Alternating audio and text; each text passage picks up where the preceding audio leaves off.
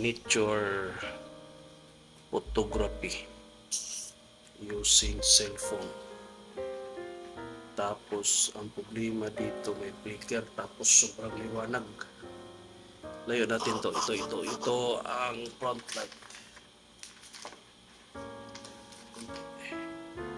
Yan, tama na siguro yan. Tapos paano i-correct ang flicker? Adjust the shutter. Yan, malapit na. Yan, taasan mo pa. Sana makuha. Grabe, ang layo. Ayaw makuha. Dumami oh. Pag ginanon. Ano muna? Ito muna. Reduce muna ang brightness. Tapos ayaw. ISO na lang. Gusto ko ISO 100 sana. Yan. Tapos ang ito. Lalong dumilim. Di kayang tanggalin ang flicker. Lakasan na lang yung ilaw.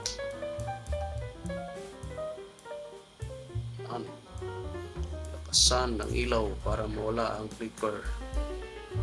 Tapos adjustin ang mabalik ko na to.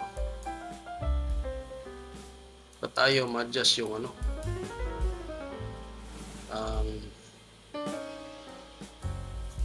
itong ayaw ma-adjust palpak yung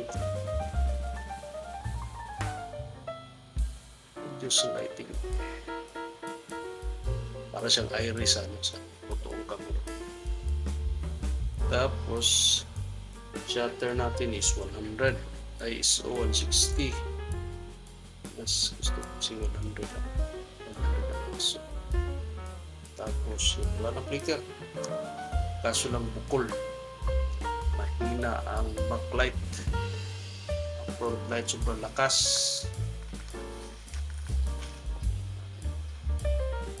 Dagdagan ng diffuser, ang backlight, ang front light, diffuser kapalan siguro na. Tape na lang para di gagalaw. Ayan. Kaso lang backlight mahina. Kasi natin backlights. Naglupat na. Palpak man. Yan. Puti. Okay. Na. Ang shutter pag ganyan, mag-flicker kasi didilim.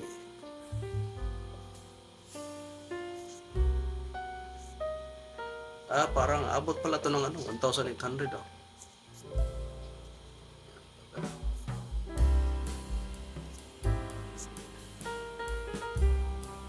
Pero pag mas sobrang taas ang shutter mo, hirap isave. Shutter is 300. 1 over 100. Mahina. 50 naman.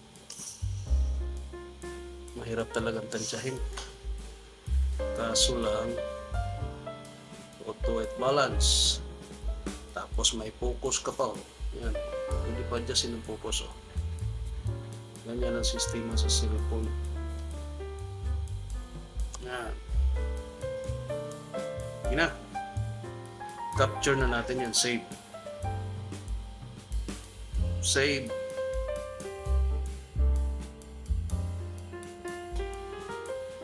Pag 1 over 50, madali lang i-save. Pero pag sobrang taas na, lampas na ng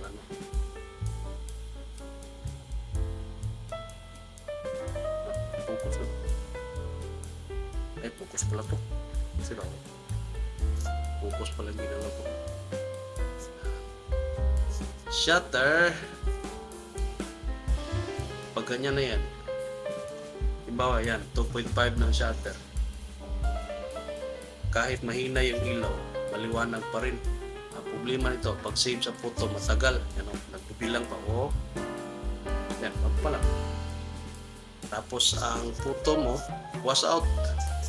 Was out. delete.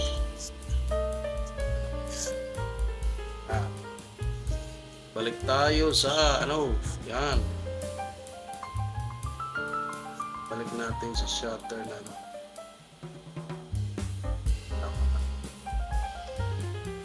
hindi. Para talaga siyang camera. Yung DSLR. Okay, tapos na si Ren. Record natin. Yan, okay na. That's it, pugsit. 6 minutes recording. Boring. Okay, thank you. Next time ulit. Studyhan pa natin para mas maganda ang kuha. Okay, bye-bye. Thank you.